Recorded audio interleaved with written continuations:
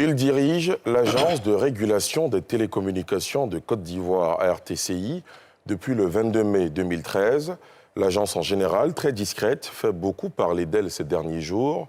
Raison de cette exposition médiatique, plusieurs mesures récentes, entre autres l'instauration d'une taxe ou caution de 5 millions de francs CFA pour désormais exercer légalement l'activité de livraison, la revue à la baisse des bonus offerts par les opérateurs de téléphonie mobile, le passage dans 17 jours, le 30 janvier, de nos numéros de téléphone de 8 à 10 chiffres. Beaucoup d'Ivoiriens s'interrogent et ne comprennent pas souvent ces mesures. Quels sont les enjeux de chacune d'entre elles, leur fondement et répercussions sur le pouvoir d'achat des Ivoiriens? Toutes ces questions que vous vous posez, téléspectateurs internautes du NCI, je les soumettrai à Bilédié Meleou, directeur général de la RTCI, qui répondra, je l'espère, sans réserve. Bilédié Meleou, bonsoir. Bonsoir. Merci d'avoir accepté notre invitation. Je suis heureux d'être parmi vous et puis pouvoir donner des réponses aux Ivoiriens. Absolument. Nous avons été depuis quelque temps sur les réseaux sociaux. Absolument. Alors que pour nous, c'est assez simple. Très bien. Alors tout à l'heure, vous donnerez toutes les réponses suite aux questions qu'on vous posera. Ce sera après cet élément qui retrace un peu votre parcours, votre portrait.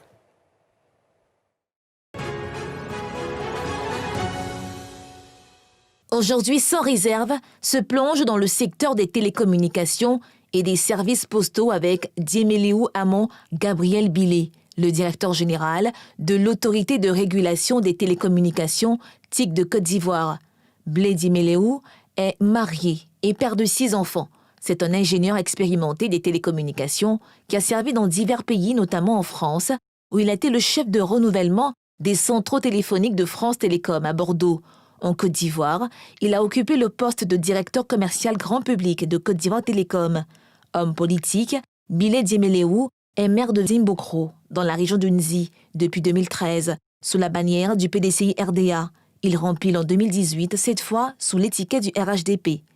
Les dernières décisions de l'ARTCI portant sur la réglementation des bonus et des livreurs urbains déchaînent les passions et alimentent les discussions, surtout sur la toile. L'interdiction des bonus téléphoniques de 200% et 300%, la question de la caution de 5 millions de francs pour les entreprises de livraison, la numérotation à 10 chiffres sont entre autres les sujets qui seront débattus sur le plateau de Sans réserve avec Diéméléou Bilé. Bilé Diéméléou, l'RTCI, c'est l'autorité de régulation des télécommunications en Côte d'Ivoire, un secteur a priori bien loin des activités de livraison urbaine. Les Ivoiriens se demandent pourquoi l'RTCI se mêle-t-elle des activités de livraison? Malheureusement, l'RTCI a plusieurs activités. Nos missions ne couvrent pas seulement le volet des télécommunications TIC. Nous avons en charge la réglementation, la régulation du secteur postal. Puisque c'est de ça qu'il s'agit. Il y a d'autres missions, mais je m'arrête au secteur postal qui concerne bien les livraisons. Et donc, une livraison est classée, bien sûr, selon le régime dans le secteur de la poste. Voilà, parce que c'est un colis que vous transportez. Mais tous ceux qui sont régulés par le secteur postal ne sont pas à la même enseigne. Alors pourquoi le timing de cette mesure maintenant? On a envie de se dire l'activité de livraison urbaine en Côte d'Ivoire existe depuis belle lurette. Pourquoi c'est en 2021 qu'il y a cette mesure qui sort de nulle part? D'abord, la loi postale date de 2013. Et c'est seulement maintenant qu'on en parle. Nous avons pris des dispositions pour que cette loi puisse être appliquée. Nous avons déjà eu à adresser la même question chez les transporteurs pour leur dire de prendre des dispositions. Les gens n'ont jamais compris, ne peuvent pas penser que la poste d'antan puisse être aujourd'hui régulée. C'est une volonté quand même de l'État. Et dans un pays aussi important que le nôtre, où nous allons vers un développement de l'économie numérique, nous ne pouvons pas ne pas aller vers une régulation du secteur postal. Et je voudrais dire encore merci au chef de l'État qui a trouvé bon de confier cette activité de régulation du secteur postal à l'autorité de régulation des télécommunications TIC. Parce que derrière, il y a aussi de l'économie numérique et le e-commerce. Donc, en mettant en place cette taxe, cette caution, vous êtes dans votre plein droit si on s'en tient à vos attributions. Tout à fait, mais ne parlez pas encore de taxes. Nous sommes dans notre plein droit pour réguler le secteur. Pour ce qui est des taxes, si vous voulez, je peux en parler dès maintenant. Ça donne l'impression que la RTCI a demandé aux livreurs urbains, c'est de ça qu'il s'agit quand on est sur les réseaux sociaux, a demandé aux livreurs urbains de payer une taxe de 5 millions et aussi, bien sûr, des frais de dossier de 400 000. Alors, avant de vous laisser continuer, ces dernières années, beaucoup de jeunes Ivoiriens ont trouvé dans l'activité de livraison urbaine un moyen de ne pas rester oisif, un moyen d'avoir des revenus, de vivre de façon décente. Et quand on entend cette mesure, évidemment, on se dit, mais tiens, on veut nous refroidir de notre ardeur. D'emblée, je vous dis que la mesure n'est pas celle-là. Je suis obligé de revenir là-dessus. Elle n'est pas celle-là. Pourquoi? Expliquez-nous. Elle n'est pas celle-là parce que je vous ai dit tout à l'heure qu'il y a plusieurs acteurs dans notre écosystème. Les livreurs urbains ne sont pas classés dans la catégorie de ceux qui doivent payer 5 millions ou 400 000 francs de dossier et je les ai reçus. Encore cet après-midi, dans nos locaux, nous avons eu des échanges très braves et bien orientés et ils ont bien compris que ce n'est pas d'eux qu'il s'agit. Ce que vous dites, c'est que le jeune homme qui habite Treichville ou Marcory ou Koumassi, qui a une moto, qui fait de la livraison son activité à plein temps, n'est pas concerné par les 5 millions. Il n'est pas concerné par les 5 millions. Il n'est pas concerné par les... Nous sommes là pour encourager l'entrepreneuriat. Nous sommes là pour que ces jeunes Ivoiriens puissent se trouver un emploi. Et là, ils font de l'auto-emploi. Vous pensez que la RTCI devait être la structure qui devait bloquer ces initiatives? Pas du tout. Pas du tout. Et je le dis encore sur votre plateau, ce n'est pas ça notre mission. Voilà, notre mission, c'est plutôt de les encadrer, les identifier pour que ça puisse aider notre économie à avancer. Ils font partie de l'écosystème. Ils ne le savaient pas peut-être, ils font partie de l'écosystème, mais ce n'est pas le fait de penser qu'on leur demande de payer quelque chose, pas du tout. Nous les avons reçus, il n'est pas prévu à ces jeunes livreurs de payer quoi que ce soit. Alors, qui doit payer finalement les 5 millions? Mais vous allez voir qu'il y a plusieurs régimes. Il y a d'abord ceux qui ont des licences, ceux qui ont des autorisations et ceux qui font des déclarations. Et eux, ils font partie pour nous du groupe de ceux qui font des déclarations, n'ont rien à payer. Mais ceux qui font des demandes d'autorisation ont bien sûr des redevances à payer. Et ça fait partie, disons, de l'activité de régulation. Et puis bien sûr, il y a un seul opérateur qui a la licence, c'est la Poste de Côte d'Ivoire, la licence du service postal universel. Très bien. Alors, sur cette question, justement, beaucoup de jeunes Ivoiriens avaient beaucoup d'inquiétudes. Vous venez de les rassurer de ce qu'ils ne sont pas concernés par la mesure. Ce sont les grands groupes qui sont finalement concernés, c'est ce que vous dites? Tout à fait, tout à fait. Ce sont les grands groupes, et selon les différentes catégories. Donc, je ne vais pas faire de publicité sur votre plateau, mais ces groupes se connaissent bien et ils viennent se mettre en conformité. Ils viennent faire de sorte qu'ils soient en règle vis-à-vis de nous. Et les demandes sont nombreuses. Et cette mesure concernant les 5 millions a-t-elle fait l'objet de concertation avec les acteurs du secteur avant sa mise en œuvre? Je peux vous dire oui, nous avons eu des concertations avec certains acteurs de notre écosystème. Je ne dis pas que nous avons eu des concertations avec tous les Ivoiriens, non, mais tous ceux qui sont concernés par certaines démarches pour nous permettre d'approuver ou de valider nos coûts, ben, nous les intéressons à ces échanges. Mais n'oublions pas que c'est un décret qui fait partie de l'accompagnement de la loi. Et ce décret, une fois qu'il est mis à notre disposition, ben, le régulateur met en œuvre le décret. Donc comprenez que ce n'est pas de nous-mêmes, ce n'est pas la RTCI qui a pris cette décision. Il y a un décret qu'on doit mettre en application, mais en lisant le décret, en rencontrant les livreurs urbains, nous avons compris et nous avons dit depuis longtemps qu'ils ne font pas partie de ce type je peux dire d'opérateurs ou d'activités qui sont... C'est bien régulé, mais nous n'avons pas prévu ça dans notre démarche de leur faire payer 5 millions ou alors des frais de dossier.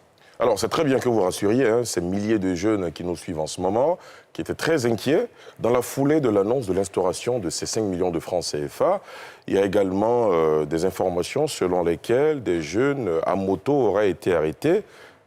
On leur aurait arraché leur moto. Ce sont des informations qui vous sont revenues?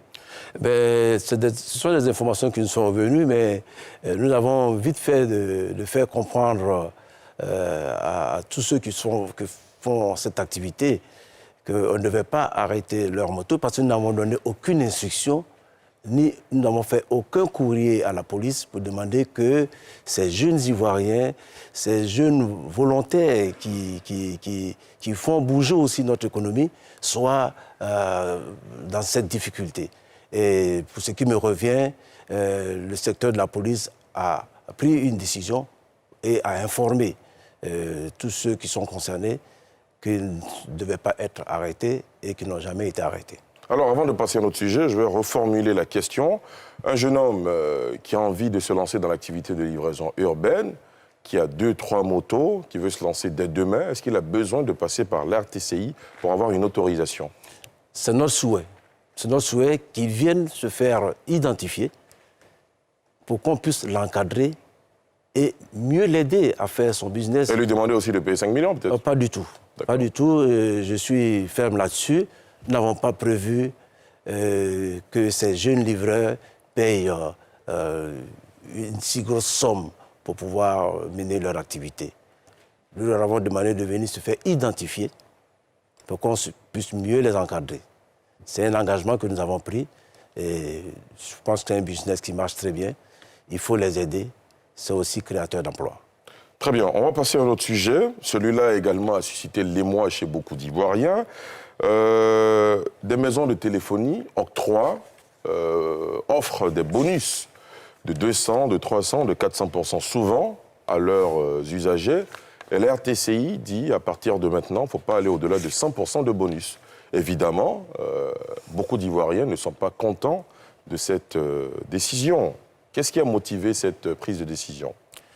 D'abord, je vais vous dire que la RTCI est une société qui existe depuis, en tant qu'autorité de régulation, par rapport à l'agence. Nous sommes une autorité de régulation des télécommunications TIC de Côte d'Ivoire. Et nous avons un pouvoir quasi juridictionnel. Et n'oublions pas que nous avons aussi une autonomie de gestion. Et nous avons plusieurs activités. Alors, lorsque se présente à nous l'analyse du marché, nous avons constaté qu'il y avait des bonus tous azimuts. Mais c'est une bonne chose pour le consommateur. Ouais, mais le consommateur ne gagne pas. Il ne gagne rien en fin de compte. Parce que nous avons fait des observations du marché, c'est notre rôle. D'abord, voir si les prix pratiqués sont bons. Est-ce que les bonus qu'on donne sont vrais? Est-ce qu'on les perd, on les conserve après? On a vu qu'en fait, ces bonus avaient une durée de vie. Une durée de vie, d'ailleurs, ils n'arrivaient pas à profiter de leurs bonus. Il y en a qui en profitent peut-être, mais ils n'arrivent pas d'une façon générale pour l'analyse du marché. On a vu que ces bonus-là, c'était du leurre. C'est du leurre et il fallait donc mettre un haut là. Et le rôle de la RTCI, c'est ça aussi la régulation. Ce n'est pas d'observer et ne pas réagir. L'État nous a mis en mission pour mettre de l'ordre. Et l'ordre se passe entre 3 grands acteurs, 3 grands piliers. L'État, les opérateurs et les consommateurs. Donc, les consommateurs font partie de notre écosystème et font partie même des piliers les plus importants.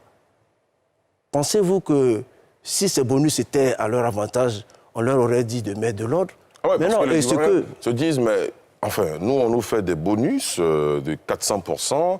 Et en quoi est-ce que l'RTCI est concernée? Est-ce qu'il y a des consommateurs qui se sont plaints? Certains consommateurs se sont plaints. Mais la majorité des consommateurs ne voient que le chiffre 400. Ils disent, bon, j'ai 400% de bonus, mais dans le fond, vous dites, c'est une ruse. C'est une ruse, je vais pas employer d'autres mots. C'est un leurre, un leurre n'est pas profitable et les prix sont chers. Alors que les dispositions qui sont prises par cette décision 599 permettent d'avoir des prix plus corrects. Expliquez-nous un peu cette disposition, d'ailleurs. Disons que la nouvelle disposition qui va permettre aux consommateurs d'être plus à l'aise, c'est qu'on va lui maintenir maintenant son bonus. Il ne va pas le perdre. Le coût est raisonnable. Ça nous permet de prendre en compte la concurrence dans le secteur. Donc, les opérateurs seront bien dans la concurrence. Donc, ça sera une concurrence saine.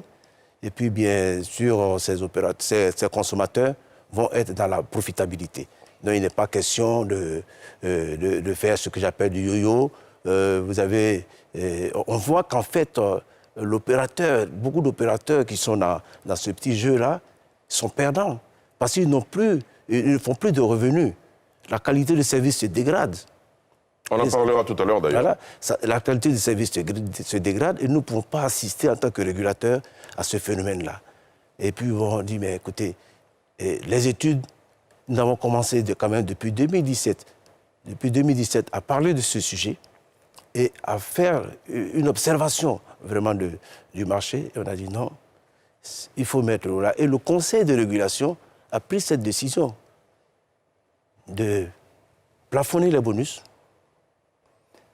tout en permettant aux consommateurs de toujours gagner. Alors justement, tous les consommateurs qui nous regardent en ce moment, ils vous entendent, ils vous écoutent ce soir, mais ils se disent, mais finalement, au lieu de 400% de bonus, on me dit de me limiter à 100%, mais en quoi est-ce que je gagne? Qu'est-ce que vous pouvez leur dire succinctement? Qu'est-ce qu'ils gagnent réellement? Ils gagnent le nouveau prix. Parce que les prix des communications vont baisser, c'est ce que vous dites. Au niveau de l'achat, il va trouver que l'offre qu'on lui fait aujourd'hui est une offre réelle, puisqu'en fait, le nombre de... la capacité de... C'est-à-dire, s'il fait un achat de 10 000 francs pour 40 gigas, il aura bien droit à ces 40 gigas. Il aura bien droit à ces 40 gigas. Il aura bien droit à ces 40 gigas. Et puis, ce bonus sera conservé. Alors que les consommateurs se stressaient. À partir d'un certain délai, ils se disent, tiens, il faut que je finisse vite mon bonus. Et ils commencent à se stresser. Et puis, ça expirait à une date indiquée. Alors que maintenant, ce n'est plus le cas. Et puis, il peut refaire toujours, il peut toujours réutiliser son bonus. C'est encore plus profitable pour le consommateur. C'est vrai qu'aujourd'hui, vous savez qu'à une décision, tout début est difficile. Tout début est difficile. La décision est prise. Qu'ils utilisent déjà, les opérateurs ont modifié les offres. Je ne sais pas si vous le savez. Les opérateurs ont modifié les offres. Vous posez la question de savoir si la mesure est entrée en vigueur. Ah oui, la mesure est entrée en vigueur. Puis derrière, nous allons être très regardants. Nous sommes en full observation. On est en train d'observer vraiment le marché. On ne va pas laisser s'installer des désordres. Et justement, en observant le marché, beaucoup d'Ivoiriens estiment que la qualité de service pour certains opérateurs n'est pas au rendez-vous. Qu'est-ce que fait la RTCI pour assurer aux Ivoiriens une bonne qualité de service des opérateurs de téléphonie? D'abord, dans notre fonctionnement, au niveau de la qualité de service, nous avons 2 audits dans l'année, des audits de qualité de réseau avec les opérateurs par rapport à un protocole de mesure que nous arrêtons ensemble et qui est validé ensemble. Ensuite, nous faisons des contrôles inopinés. Vous voyez jusqu'où nous allons. C'est-à-dire que nous n'attendons pas d'aller informer l'opérateur d'un contrôle de son réseau. Nous allons faire des contrôles inopinés. Et derrière, nous leur donnons des conseils pour lui dire, attention, vous avez votre réseau qui se dégrade, les consommateurs n'arrivent pas à profiter du bon service, apporter les corrections. Mais par contre, quand il s'agit de l'audit des réseaux, il y a des sanctions qui sont infligées aux opérateurs, de sorte qu'ils puissent investir un peu plus pour pouvoir faire fonctionner le réseau. Je préfère pour vous dire que lorsque vous parlez de la qualité du réseau, vous voyez un peu, ces utilisations abusives de bonus dégradent aussi le réseau. Dégradent aussi le réseau, nous l'avons constaté. Nous l'avons constaté et nous souhaitons que les opérateurs et nous jouons le jeu qu'il faut au bénéfice, bien sûr, de leurs clients, donc, comme nous disons dans notre vocable, de tous les consommateurs. Autre sujet, Bilé Dieméléou, dans 17 jours précisément, le 31 janvier, les numéros de téléphone des Ivoiriens doivent passer de 8 à 10 chiffres. Pourquoi? Vous avez vu que depuis quelque temps, vous avez des numéros, je ne peux pas dire fantaisistes, Vous avez des numéros qui appartiennent à 2 types d'exploitation de services qui sont affectés à l'utilisation des réseaux mobiles, de la téléphonie mobile, tout simplement parce que nous sommes en saturation. Nous sommes en saturation et il fallait donc apporter une solution. Vous avez des nouveaux services qui vont venir, la 5G, on vous a parlé de la 5G, donc les objets connectés. Demain, vous pourrez, avec tous ces numéros-là, donner une puce même à votre réfrigérateur, de sorte que vous puissiez donner instruction de partout. Vous voyez un peu l'économie numérique. Je vous ai dit sur d'autres plateaux que nous entrons maintenant dans l'ère de l'homo telephonicus. Ça veut dire quoi? Mais l'homme ne peut plus vivre sans le téléphone partout. C'est l'économie numérique et qui booste bien sûr le développement d'un pays. Et nous sommes dans cette ère-là et c'est pourquoi nous poussons et nous sommes arrivés à 10 chiffres. Nous allons passer à 10 chiffres. Y a-t-il des conditions pour passer à 10 chiffres? Aucune condition à remplir. Vous avez votre téléphone. Il n'y a pas de frais à payer? Il n'y a pas de frais à payer. Pas de frais à payer. Très bien. Également, une polémique a éclaté au sujet de ce passage de 8 à 10 chiffres. Plusieurs organisations privées ont fait le choix, ont fait la proposition de mettre sur le marché des applications mobiles pour aider à l'assistance des usagers. Quel est votre regard là-dessus? Ces développeurs d'applications ont le droit de développer leurs applications, mais pas dans le désordre. Vous savez que la RTCI est l'autorité de protection des données à caractère personnel. Et cette autorité entend jouer son rôle. Et lorsque vous développez une application, n'oubliez pas que le développeur a la possibilité d'aller sur vos données. Donc, il peut avoir toutes vos données. Alors, qu'est-ce que vous devenez? Alors, on a voulu mettre de l'ordre pour leur dire, attention, venez prendre une certification, venez vous faire certifier pour être sûr que ce que vous allez faire, c'est dans le bon sens. Il n'est pas question de récupérer les données des consommateurs, peut-être pour les vendre, je ne sais pas où, faire autre chose.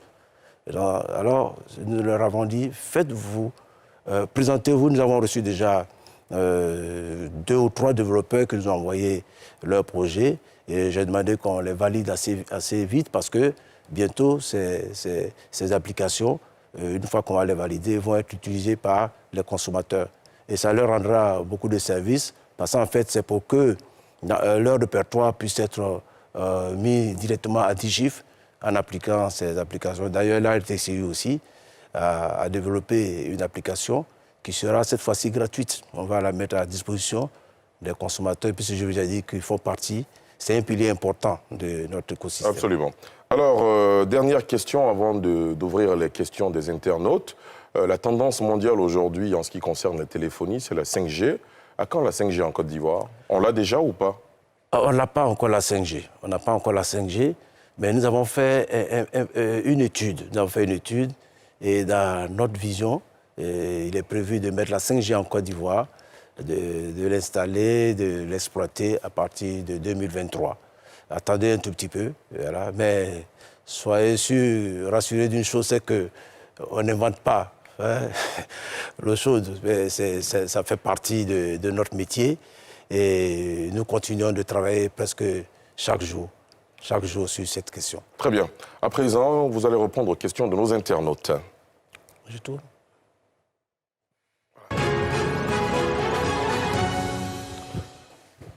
Avec le concours de la réalisation, la première question nous vient de Maëva qui nous dit combien d'entreprises de livraison compte le pays, celles qui sont en règle, bien sûr. Est-ce que vous avez les chiffres? Je peux vous dire qu'aujourd'hui, les entreprises de livraison, puisque c'est maintenant qu'eux sont en train de se faire identifier, je parle de... Vu que la mesure est récente. Voilà, la mesure, elle existait, mais ce nouveau type de transport rentre maintenant dans notre écosystème. C'est pourquoi on veut les adresser pour mieux les aider. Donc, ils commencent à s'inscrire à partir de demain, parce qu'on les a reçus cet après-midi. Et ils ont bien compris le message. Donc, à partir de demain, ils vont commencer à s'inscrire. Et nous vous donnerons les chiffres. Voilà. Très bien. La prochaine question, cette fois, nous vient de Marlène Kwame qui nous dit « Vous êtes maire de Dimbokro, serez-vous candidat au législatif du 6 mars prochain ?» Une diversion? Vous savez, je suis déjà maire de Dimbokro. Mon parti, je peux le dire, le RHDP, a des candidats que nous avons retenus. Et ceux-là seront appuyés par nous pour qu'ils réussissent leur mission. Nous avons cette mission-là qui doit être réalisée pour le bonheur du RHDP. Nous en avons besoin. La toute dernière question d'internaute nous vient cette fois-ci de Jean-Noël Nguessan qui dit « Quels sont les changements majeurs que vous avez apportés à Dimbokro depuis votre accession à la mairie ?» Là, on parle politique, là. Ah, alors vous voyez un peu... Est-ce que vous connaissez Dimbokro, non? Un peu. Un peu. Mais Dimbokro, c'est une très belle ville. Alors actuellement, là où je vous parle, grâce au chef de l'État, toutes les rues sont en train d'être rebitumées. On bénéficiait déjà de 42 km de bitume. Et le chef de l'État vient de nous en rajouter une dizaine.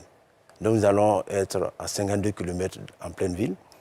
Et nous avons un tourisme qu'on développe. L'hôtellerie, il y a eu un boom dans l'hôtellerie. Il y a eu de nouveaux hôtels qui ont été créés.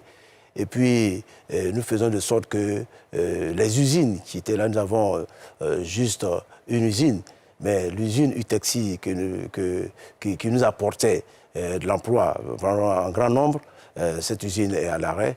Et il y a eu des promesses qui ont été faites. Et je pense qu'avant la fin de mon mandat, grâce au chef de l'État, quelque chose sera fait pour que l'usine Utexi ou autre chose, pourquoi pas, parce qu'il y a de très beaux locaux, ou autre chose puisse venir aider à cette vaillante population. Très bien.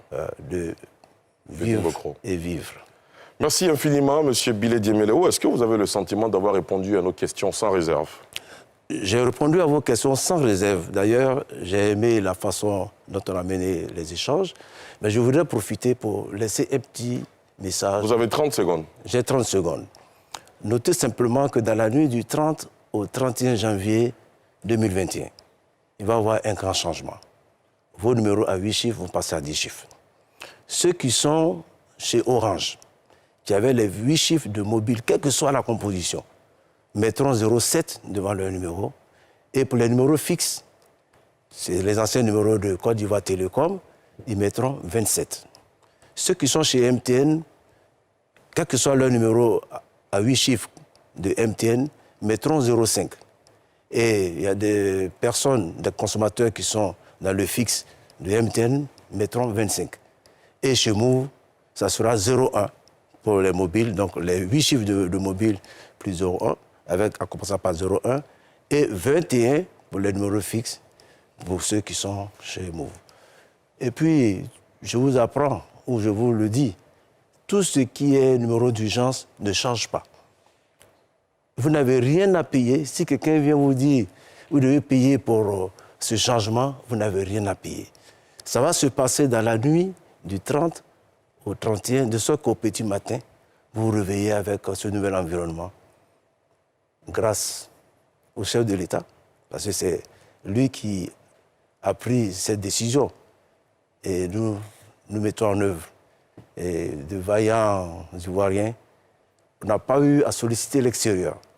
C'est l'ARTCI et les opérateurs qui ont réalisé cette prouesse. En tout cas, merci d'être passé sur le plateau de Sans Réserve, M. Bilé Diémeleho. Je rappelle que vous êtes le directeur général de l'ARTCI, l'autorité de régulation des télécommunications de Côte d'Ivoire. Merci infiniment.